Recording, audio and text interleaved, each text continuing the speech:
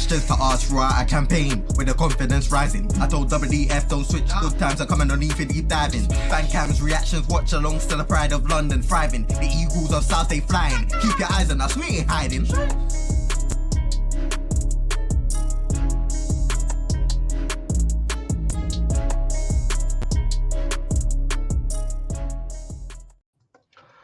Good morning, good afternoon, good evening, and welcome back to this week's episode of the Premier League Review Show, only here on Eagle-Eyed Football. How are you all? I hope you are all well.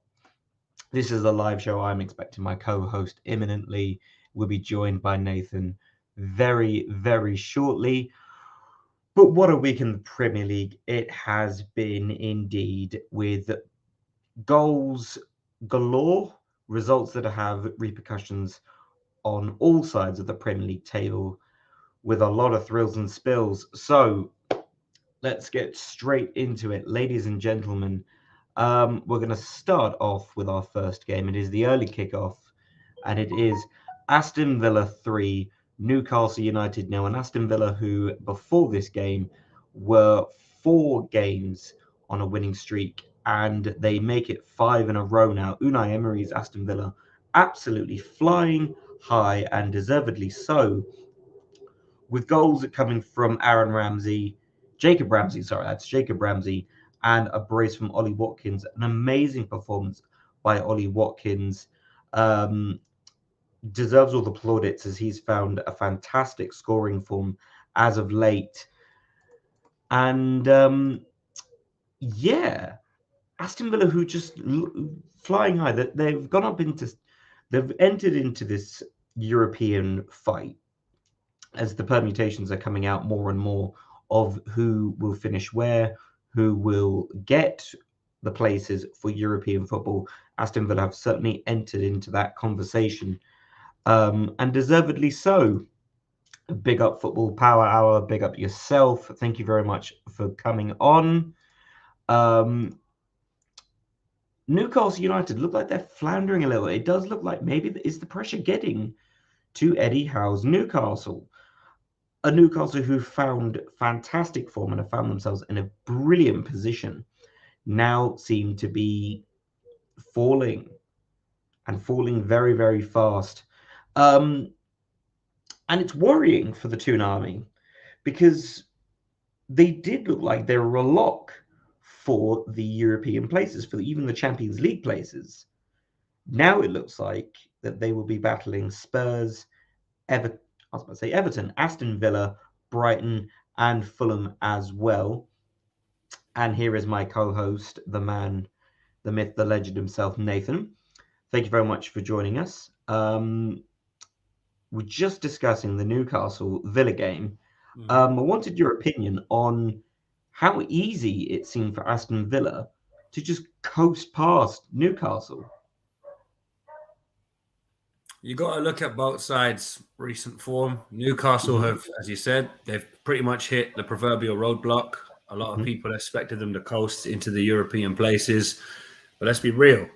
The shine of the takeover is now beginning to wean off a bit. It's not necessarily as glamorous as it once was.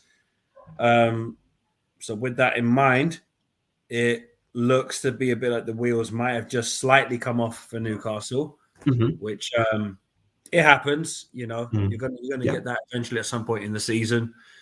As for Aston Villa, their decision to get rid of Gerrard for Emery has been vindicated, because let's be clear, after Gerrard, they wouldn't be in this position. Completely agree. So having said that, am I shocked to see Villa where they are? No. Would I like to see them qualify for Europe? Yes, because they're a big club and they should be playing European football. Yeah, I agree. It did seem very, very easy football. It was almost as if Newcastle were a lower league side in this game. Ollie Watkins absolutely blew them away with his brace, and certainly was a candidate and a nomination for Baller of the Week. We'll get onto that later on. From Birmingham, we're going to go into the capital. This game made me laugh so much. Oh dear. Chelsea equals mid-table mediocrity. Welcome, Chelsea. to the mid-table. Oh my word. Brighton and Hove Albion absolutely flying high as the Seagulls get a very surprising win. Well, is it surprising? At this point, can you say Brighton beating Chelsea is surprising? Anyone beating Chelsea isn't surprising. I mean, yeah. You have to look at it. 2 of their most recent wins came against, well, I don't really need to say it at this point. So that's kind of, but I won't lie. I was hoping Chelsea would finally turn the corner and stop Brighton winning. But of course, Brighton are a good side. It hurts to say it, but reality is reality. Let's not try and skirt away from it. But no, it was comfortable for Brighton. They didn't even need to click out of second gear, if that, really. Gallagher scoring the goal, fortunate deflection, goes their way. You need them to go for you sometimes. But you know that Brighton have the tools to hurt you. And Danny Welbeck may not be the first name that strikes fear in the hearts of most fans, but you know what he knows where the goal is. He proved that at Man United, and he proved that at Arsenal. Then you look at the young lad in Ciso. Again, this is where Brighton really do deserve a whole lot of credit. I know as Crystal Palace fans, we don't really want to say that, but credit is credit. You've got to give them. You've got credit. Credit is due where it's due, and their transfer policies, their strategies to develop young players, they're paying off massively. So, am I shocked Chelsea lost? No. Did anyone expect Chelsea to lose? Probably yes. Does Todd Bowley deserve this purely for the fact that he's trying to play Football Manager in real life and making a hash of it? Yeah, absolutely, he deserves it. So, hopefully, Palace beat Everton on the weekend. Chelsea lose again, and then, we can get out of what I believe is our birthright of 12th place, because we've got a lock on 12th place, and I want to see us go one place up just for a little bit, But I hear you. We'll get into the Palace preview later on in the week. But to be honest with you, Nicky, if you look at the game itself, like Brighton were clearly, and every Chelsea fan that you'll see on YouTube has said they were easily the better side. Brighton, were easily the better side. So no one can really sit here and be like, oh my God, little old Brighton beat Chelsea. No, Chelsea are awful. It says a lot that one of their most recent wins was against us under Vieira. Yeah. Because I'm looking at both games under Vieira this season thinking we should have won at least one of those games. But look, it is what it is. I hate saying it. I don't want to say it, but I'm going to say it. Credit to Brighton for a very good 3 points. I feel awful saying that. Don't get me wrong. I know.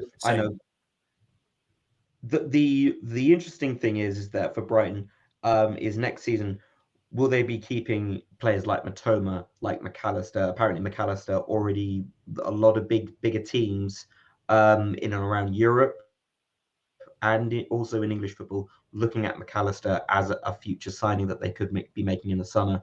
So don't count your chickens yet, Brighton. Don't count your chickens yet.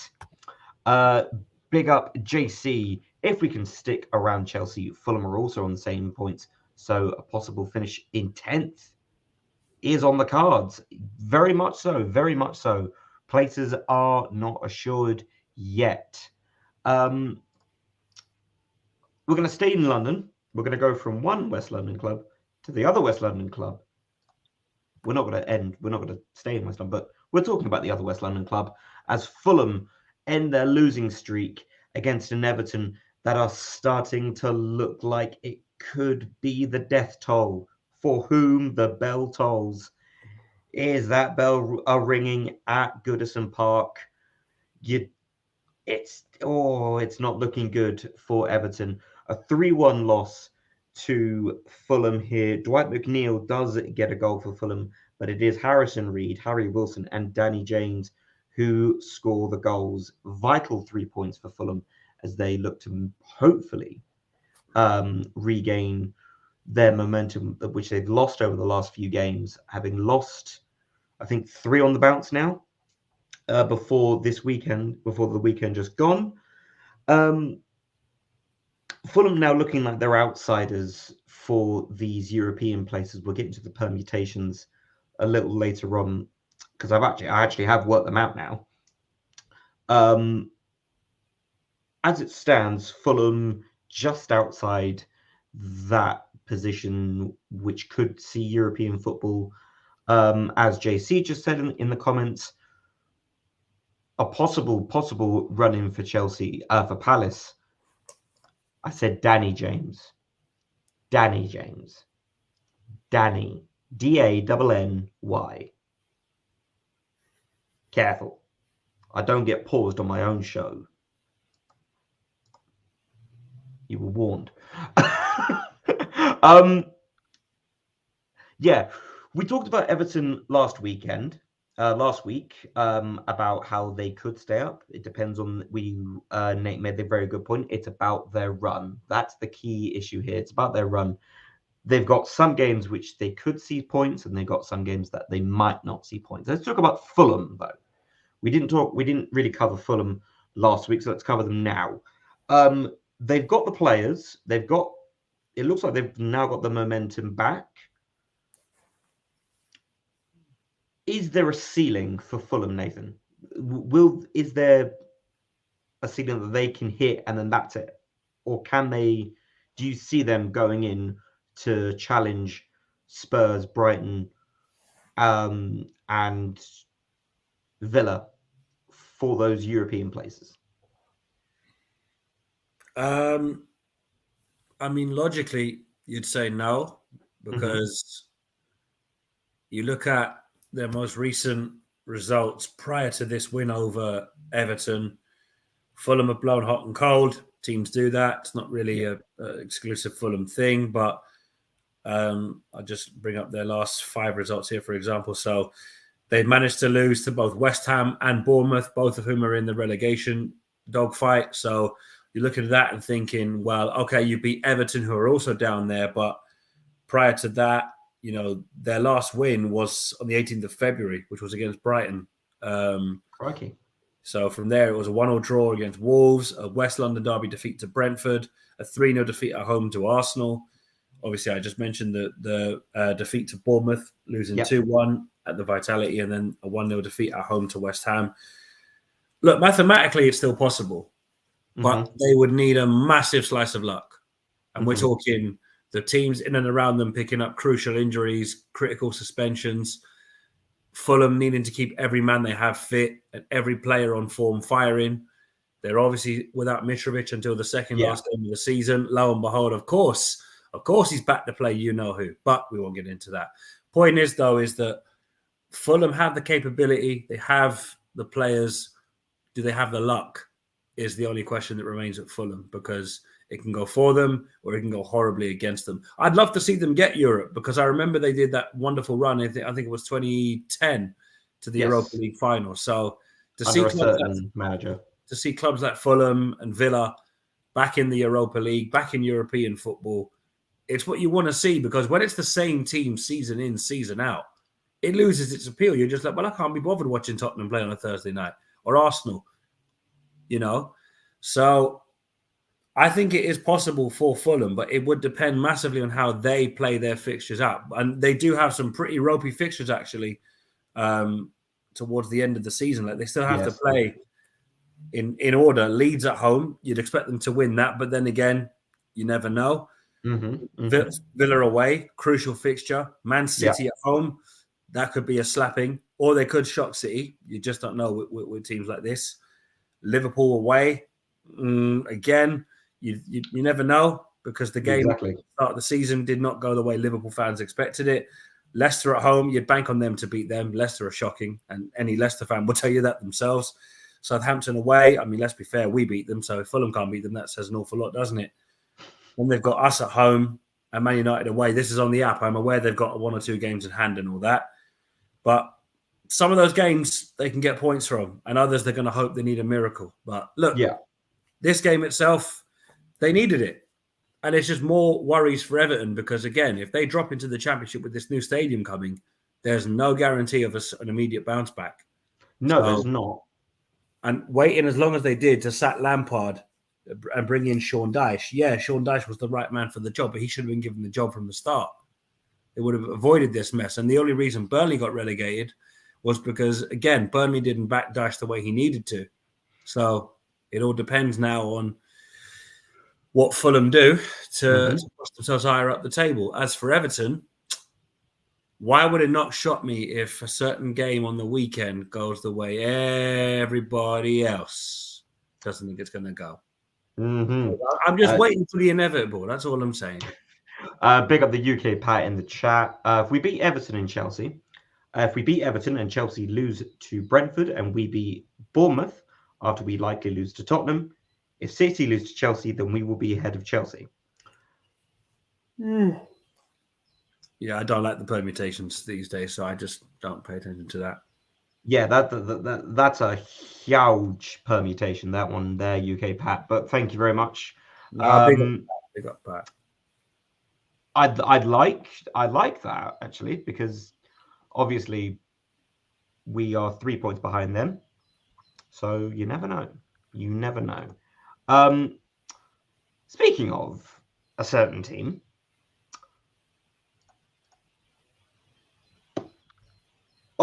this game, ladies and gentlemen. It's it's now looking so good for Crystal Palace. As the title says, Southampton to Eze for Palace, and what a brace he got. He loves scoring goals against Southampton. This man, what a time he has had recently since Roy came back. He's found himself back in the starting lineup. He's been moving the ball around. He's been on and off the ball. Absolutely fantastic. Ebere Eze, take a bow because you certainly deserve it. He gets a well-deserved brace against Southampton. Sort of like that poacher instinct to knock in a free ball that Bazunu fumbles for the first goal in the 54th minute, and then drilling a low corner shot into the back of the net for the second. Enough said. 3 points. Bosh. Clean sheet. That's all I've got to say. That's the main thing, was the clean sheet. But when you look at the fact that it's 9 points from 9 available, we've played some seriously good football, and nobody would have put those words with a Roy Hodgson team together, but fair play to him. See, the thing is, obviously everybody reacted first when Vieira got sacked, and it was all about what are we doing, Parish out, this, that, the other. But more has come to light recently. Now, there's no guarantee this is true, because everything on the internet these days you got to take with a pinch of salt. But if certain reports are to be believed, then the club did the right thing in getting rid of him, because for a long time it felt just pure stale. There was no kind of brainwave to try a different player off the bench or give a youngster a run out in the first team. Now, obviously, hypothetically, that can go one of two ways. But reality was, when things were going bad, when things needed changing, we weren't seeing changes. Yeah. Go to this game now at half-time. JC was there. Check out the vlog on the channel, by the way. Make sure you check out the matchday vlog. But a lot of you that were watching it or following it, because I was working, so I'd had no opportunity to follow the game. I was busy working. But from what I could gather when I was briefly checking my phone on Twitter, was a lot of people just wanted to see the team make a change. It's not asking for a dramatic, mad moment, but take one player out or put one player in. What happened? Second half came around, and second half FC turned up, and it was light work. But we were saying to ourselves, we need to win the next 3 games to put ourselves firmly away from that. We're now 9 points clear of the relegation zone. Now, granted, that can change on a swing, so let's not get celebrating just too early. But the important thing to remember is we've got Everton next. Our record against Everton leaves a lot to be desired at Goodison Park, but at Selhurst Park, I think we can do it. If we can't beat Everton, then you might get the couple of negative Nellies on Palace Twitter that love to talk about how we're getting relegated, even though we're nowhere near the relegation zone last time. I do love this comment here. Excellent chemistry between us two. I would put that down to him putting up with me for the last 27 years as his younger brother.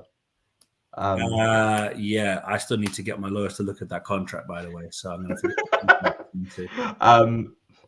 Big up Thunder Road and Minerals in the chat as well. JC apparently says Zaha and Maka were the driving forces to get Patrick Vieira and Roberts out. So it does. So if reports are to believe, as Nathan said, key players, key senior figures in the players were talking to the board and just highlighting these are the issues. UK Pat, if we beat Everton, then we have won every match this month. Hashtag Roy for manager of the month. 100%. 100%. Enough said. Couldn't even agree more. And you know what it is? I had no shame in tweeting my apology after we beat Leeds 5-1. Because I said, you know what? I'm happily going to eat humble pie on this one. Pause. It is brilliant that Roy's come back and he smashed it. Because the Leicester game, last-minute winner. How many times did we see it, Nicky? Another team got a last-minute winner against us. We're like, we can't have nice things, can we? No. We just can't have it. Look at Chelsea. Gallagher, last-minute screamer. You're like, really? Really? Mm. And I see Nono's message there, but listen, I've already apologized, mate. Go check my Twitter account if you haven't seen it. I've already apologized. So, little bit behind the times there, my guy, but it's all good. But just Wi-Fi striking on this game. Just to finish quickly on this game, Sam Johnston, yeah, mate, you got the shirt. I don't want to hear about Guaita for the rest of the season. That guy's saves in the Southampton game were crazy. So yeah, that's our goalkeeper. Games. He was brilliant, and I'm loving the song as well. The song's cold. This game of the week for sure. Nicky, this can be summarized quickly. Just Spursy, pure Spursy. Yeah. The second it got the 2-2, I was just waiting for it. And then you sent me a clip of that meltdown, and I had to fight not laughing when I was working. I was just like, no, I don't need this. But big up expressions, man. Expressions said it all, man. Bournemouth, man. I mean, to fight like that and snatch 3 valuable points away from home. Yeah. That could be the difference between them just about surviving or just about going down. But as for Spurs, look, it's Tottenham. Like, Tottenham fans know this is going to happen. Do you know what I mean? So yeah, let's move on. We don't really. I mean, credit to Bournemouth, they smashed it. Don't get me wrong; they thoroughly deserved to win that game. But it's Tottenham. Like, is anyone shocked? I'm not. No, I'm not quite shocked, but it does look like Son's finding a bit of form here. And everyone across social media said that when Lucas Moura got sent off, this is the only way Dan Juma is going to get a game and he's going to score. Lo and behold, he gets brought on, he scores. Vigna scoring for Bournemouth. Solanke yet again. Man's finding form like Ollie Watkins. Non-stop goals from these two strikers here. So well done to Dominic Solanke getting on the score sheet for what I think is almost like the 3rd or 4th game in a row now. So he's finding form. And Ouattara, well done for that goal, mate, because that limbs a clock in the away stand at Tottenham Hotspur. Vital 3 points for Bournemouth as they look like they could be staying up. There we go. There we go. Another vital win. Pretty much back to basics here for Wolves. They play basic football, and lo and behold, they get 3 points against a Brentford that didn't really look like they were going to threaten, to be honest. It didn't look great going forward for Brentford. The fact that Diego Costa scores his first goal for Wolves in this game. Back to the drawing board, I think, Thomas Frank. Back to the drawing board. Otherwise than that, Hwang Hee-chan getting a goal for Wolves as well. Basic 2-0 win for Wolves. I'm now go. He got it in this game and not against us, because I was just waiting for that inevitable. What's that? He hasn't scored the whole season. Yeah, we know who he's going to score against now. Don't worry about it. We'll sort him out with a goal. Hopefully that dreaded reference never comes around. Oh, don't worry. We might see it on Saturday. You know what it is already. You never know. Right. If you know, you know. Erling Haaland. Enough said. 32 goals he has matched the record. This game was over from the get-go because... Put it this way. Let's just move it quickly. City get the pressure on, and we need to talk about the next game more importantly, Nicky, because I think this is the bigger talking point. Look, don't get me wrong. City got a routine win. Leicester look effectively dead on their feet because they waited too long to sack Rodgers. So, and look, when you got to go up against a monster like Haaland, you just accept defeat. You just, you know what, done. It's done. Just move on. Are we saying Erling Haaland is Thanos? He is inevitable. Wouldn't go that far, but he has certain vibes of Thanos because you just know it's going to happen. But Haaland mudding the Prem says no. Yeah. UK Pat says thoughts on us apparently trying to get Arne Slot. The last time we got a Dutch manager, it didn't end well. I'm reticent to go back to that. I think we've learned our lesson, though, in fairness, because I think, but I'm just, But see, I would argue that this is a more appealing proposition because it's not a big name manager. We've twice gone for former players who were phenomenal players in their playing careers, but aren't good as managers. Go back to before, where we brought in, for example, ironically, our director of football when he was manager. He wasn't a great player. He was for us, but he wasn't a great player at Premier League and international level for Scotland and in the Premier League. But he built the team that got us promoted. So going for managers that aren't necessarily household names, that suits us. You know, everybody's saying, "Oh, get Jose Mourinho." No. It would be awesome to have Jose Mourinho, but no. Go with what we're good at, which is getting managers that no one's paid attention to, and hopefully they hit the ground running. But we need to talk about a certain game in East London because, Arsenal. Remind me to never back you lot so heavily ever again because not only did you bottle it, I could have sworn I was watching Tottenham. The level of bottle was unreal. But listen, full credit to West Ham for getting themselves a point in a must-not-lose game. Yeah. But Bukayo Saka, mate, you had a mare. Arsenal as a club, you don't throw it away having worked so hard to get this far. Now you're doing a damn good job of doing that. So it's on them. They don't get a result against Southampton. That City game is all to play for. So they've got one last chance not to, pardon my French, F it up. So it big all time comes down to that. But look, let's give West Ham their full credit. Fantastic point. Probably could have nicked it as well, actually, because I watched a good bit of the second half. They probably could have nicked it, but classic Arsenal. Just when you think they can't go full-blown Arsenal/Tottenham, they go full-blown Arsenal/Tottenham. Yeah. And Thunder Road, look, I'm only saying it because, look, we've heard from the long time from all these Arsenal fans that have crawled out from under their rocks that they're winning the league. These are the games you need to win. Never mind the Tottenhams and the Man Uniteds and the Liverpools. You need to beat the teams that are low on confidence at the bottom of the table. West Ham being one of them. And, couldn't quite manage it. But look, it's still all to play for, so I wouldn't be too downhearted. But, wow. Arsenal. Trouble. Big trouble indeed for Arsenal. As you said, they're a vital point for West Ham for their survival hopes. Another team that's looking like they could now go down. They are in the relegation zone on goal difference, and they lose to a very, very game Manchester United. 2-0. Anthony pretty much running the field. He gets the goal and he assists Diogo Dalot for a 2-0 win for Manchester United over Nottingham Forest. And the injuries suffered by Manchester United, having Marcus Rashford out, Rafael Varane out, as well as Martinez out. Manchester United fans very much are,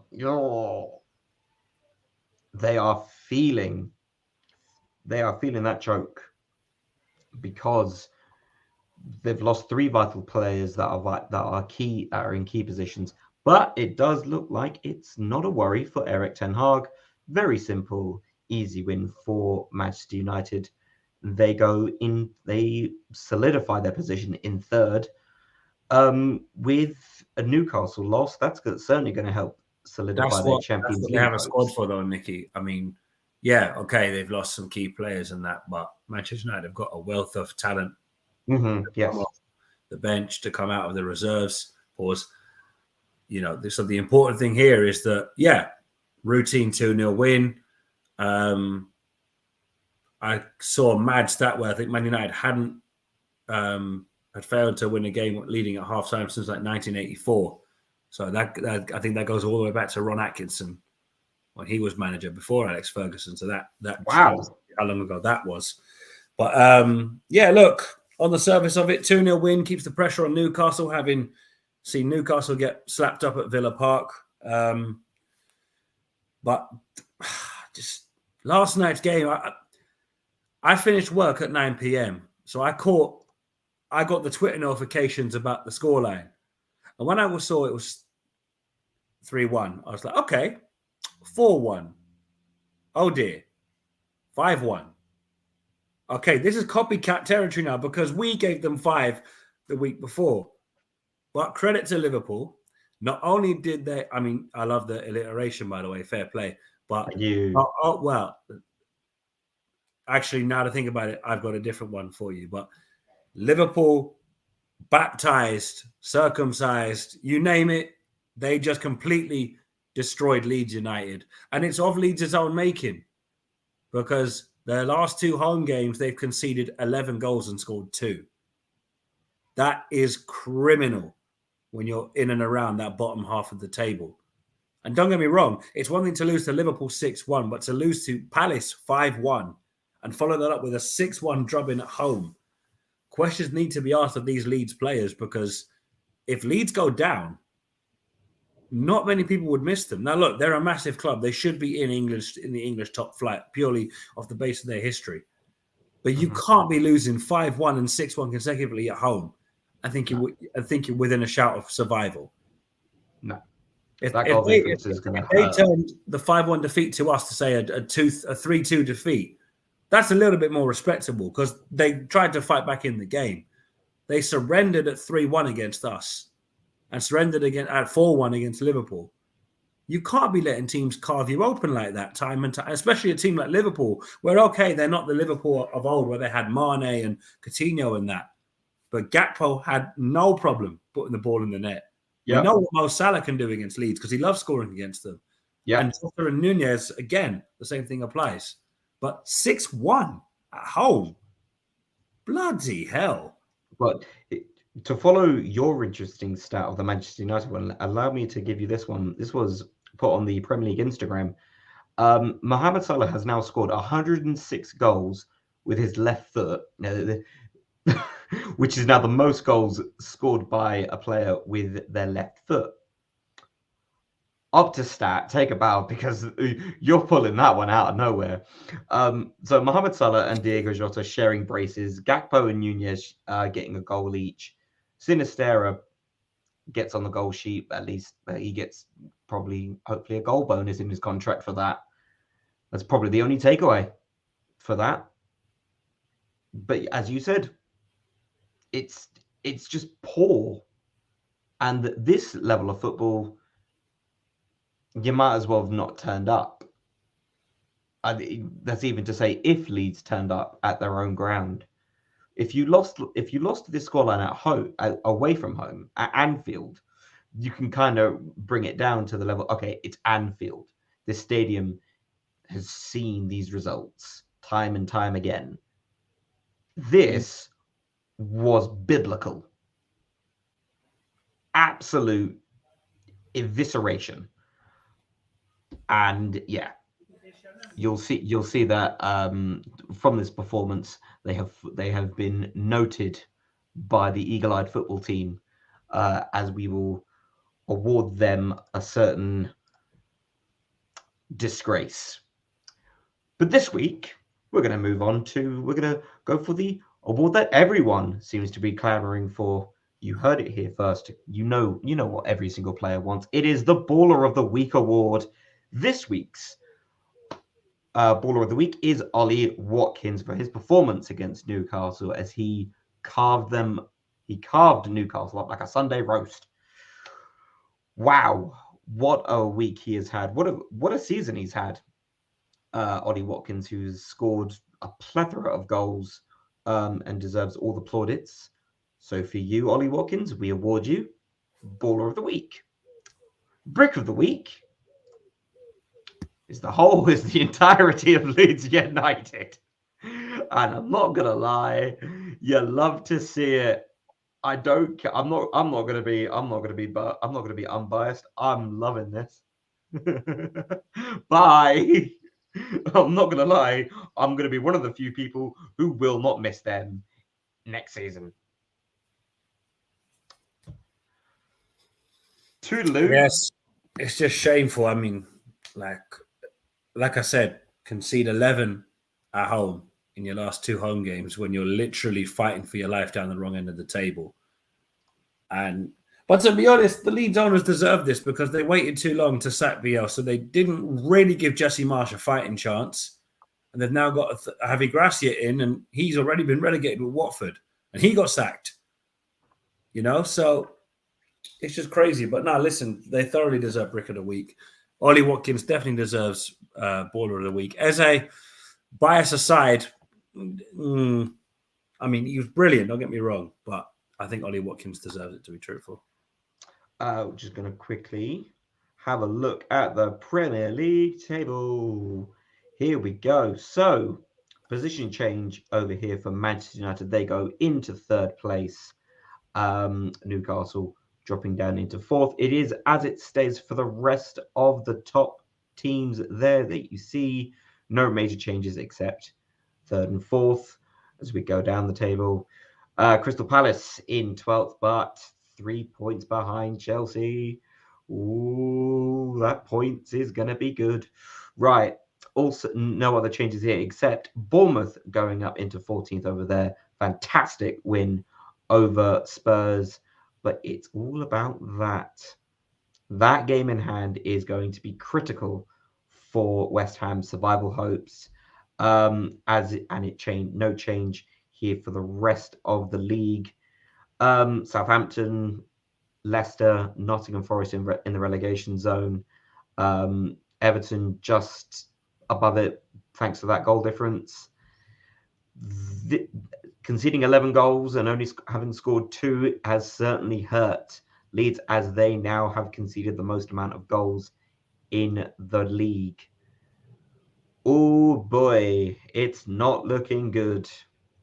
You can go back and watch last week's episodes to hear who we think is going down.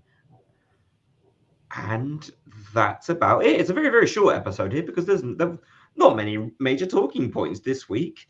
There was no major VAR controversies. There was no major referees getting physical with Andy Robertson, as my Alexa starts flaring up for some reason. Yeah, it's a pretty standard weekend, wasn't it, Nate? Not much else to talk about. That's the Premier League for you, but yeah, nice and well. Luckily for Crystal Palace fans, it's been an enjoyable 3 weekends because I don't think any of us saw a win coming again. But it's still all to play for at the top, still all to play for in the bottom 3. It is indeed. And Palace aren't amongst those teams in the bottom 3, so life is good. Exactly. People, life is good. This is the Premier League review show. He's Nicky, I'm Nate, and we're out. Nicky, take it away. Bloody hell, you just put me right on the spot here. Jesus.